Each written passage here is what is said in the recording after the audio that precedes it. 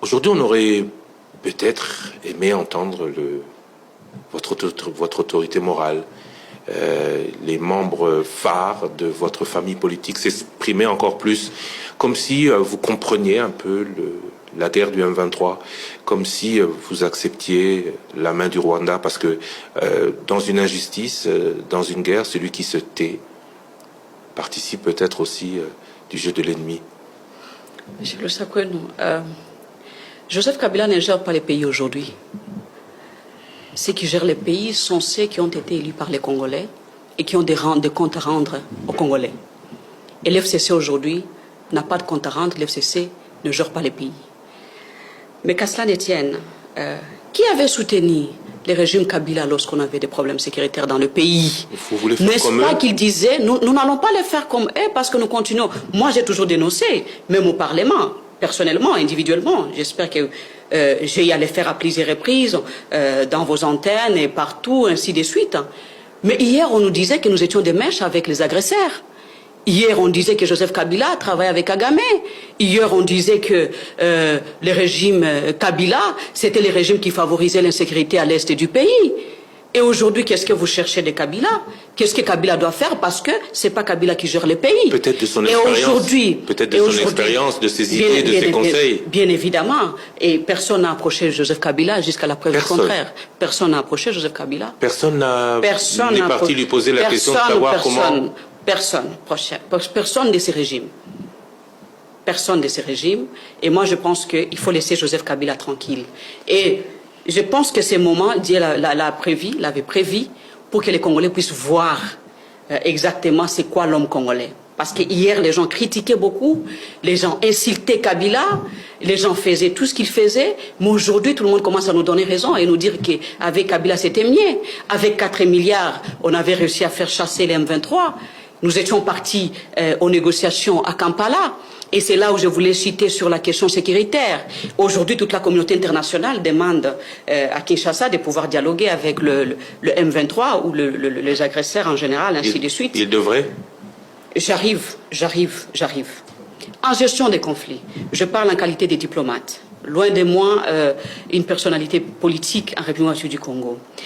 Lorsqu'il s'agit de la gestion des conflits, il faut mettre en place plusieurs stratégies.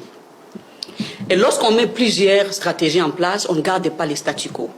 Et au même moment, on ne garde pas une position en sachant que nous sommes en position de faiblesse et nous gardons cette position qui ne nous aide pas à arriver. Bonne et mauvaise, je m'explique. Pourquoi les dialogues? Les dialogues, lorsque vous êtes en position de force, ce n'est pas une bonne option. Mais lorsque vous êtes en position de faiblesse, qu'est-ce que vous faites? Vous allez garder votre position? Pour gagner quoi? Parce que nous, lorsque nous étions allés négocier avec les M23 à Kampala, moi-même je faisais partie de l'équipe gouvernementale où on a eu à négocier sous l'égide de l'Ouganda avec le ministre de la Défense Kiyonga à l'époque, je me rappelle très bien, avec le ministre Tshibanda, ministre des Affaires étrangères à l'époque, nous étions à Kampala. On négociait avec les M23. À un moment donné, les négociations ne marchaient plus. Nous étions obligés de quitter Kampala pour revenir à Kinshasa. Et lorsque nous étions revenus, on nous a encore appelés à Kampala. Nous étions rentrés à Kampala. Et après, lorsque les négociations ne produisaient pas de fruits, nous étions obligés de revenir et mettre des stratégies en place pour battre les M23. Donc, même en négociant, nous pouvons toujours travailler en interne, mettre des stratégies en place, nous préparer au cas où ça ne marchait pas au niveau des négociations, nous allons venir les battre et les chasser hors notre territoire national. Mais si aujourd'hui, nous nous disons que nous gardons cette position et continuons à récupérer le territoire, continuons à récupérer des villages à l'est du pays. Aujourd'hui, la paix est restée orpheline à l'est du pays. Le peuple, la population de l'est a déjà perdu l'espoir concernant le régime de Kinshasa ou concernant le pouvoir de Kinshasa. Parce qu'on ne peut pas rester là dans les dénonciations au moment où les agresseurs disent ce qu'ils vont faire et ils le font. Et nous restons dans les dénonciations, nous restons dans les déclarations et parfois des discours vides et ne passons pas à l'acte. Et vous pensez qu'en refusant tout ce qu'on nous propose là, y compris à l'international, nous allons trouver des solutions pour les problèmes de l'Est. C'est parce que cette souffrance de l'Est n'a pas encore touché Kinshasa. Le jour que ça touchera Kinshasa, les gens comprendront. Mais moi, qui a des familles à l'Est du pays, cette souffrance qui nous touche directement et indirectement, nous savons ce qu'ils sont en train de traverser. Et nous savons qu'est-ce qui est leur peine, ainsi de suite. Donc du coup, moi je pense que Kinshasa ne doit pas rester dans l'orgueil. Kinshasa doit devoir avoir un peu la flexibilité dans le sens de pouvoir résoudre ces conflits, aller sur plusieurs stratégies. Au même moment, ça ne signifie pas dès que vous acceptez les dialogues et que directement vous abandonnez aussi autre chose que vous êtes censé faire. Nous avons le droit de protéger notre territoire national. Même quand nous... Et l'armée doit toujours rester en alerte. C'est pas cela veut dire que parce que nous allons négocier et du coup, il faudrait que l'armée baisse les bras. Non, pas du tout. Moi, je pense que nous devons travailler sur l'armée congolaise, qui est notre seule issue. Moi, je pense, parce qu'on a tout essayé. Et aujourd'hui, éviter de politiser l'armée, qui doit rester, à mon humble avis, républicaine. L'armée ne doit pas avoir des couleurs politiques.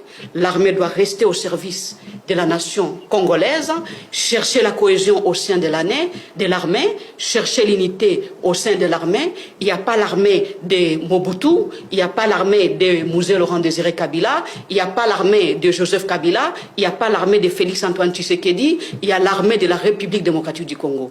Et c'est comme ça qu'il faut prendre cette armée, et c'est comme ça qu'il faut investir dans cette armée et mettre tout le monde au travail, sans pour autant discriminer les uns contre les autres. Ça, c'est pour le volet diplomatique et sécuritaire. Parlons maintenant économique et social. Un nouveau gouvernement. Déjà, même si vous avez annoncé la couleur tout à l'heure, comment vous avez accueilli la nomination d'une femme à la tête, c'est une première, de l'exécutif. Pour la première fois, le Congo a une femme première ministre. Bon, en qualité de femme, soyons quand même... élégante avec une femme. Hein. En qualité de femme, c'est une chose que nous apprécions parce que ça balise le chemin pour les femmes qui aspirent à des autres fonctions ou positions dans notre pays, et ça prépare également notre société à pouvoir accepter le leadership féminin à tous les niveaux. Mais je pense simplement que les Congolais ont besoin de plus que ça. Et au même moment, ce n'est pas un problème d'individu ou de la personne, de Madame Souminois, mais c'est plutôt le système dans lequel elle se trouve. Un système qui ne peut pas la permettre de pouvoir faire les choses de manière correcte ni de réussir son programme. Pour revenir sur le programme des 92 milliards pour le budget quinquennal, j'aimerais d'abord encore rappeler ici qu'il ne s'agit pas d'un budget quinquennal ou d'un budget de 5 ans. Nous devons parler de 3 ans, M. Lusakounou. 5 ans n'existent plus. 2024 étant vers sa fin, je l'ai dit ici, et 2028, l'année dernière, la dernière année du mandat, c'est une année qui est consacrée aux élections. Donc toutes les institutions vont se focaliser sur les élections. Donc ce gouvernement n'a que 3 ans. Mais le pays continuera de tourner. Oui, ce gouvernement, M. Lusakounou, n'a que 3 ans. Ils n'ont que 3 ans pour travailler. Pour revenir sur les 92 milliards, j'aimerais ici d'abord rappeler que le problème ne se situe pas au niveau du montant qu'il faut mobiliser. Ils disent qu'ils envisagent mobiliser 92 milliards. Envisager, c'est une chose. Réaliser en est également une autre chose.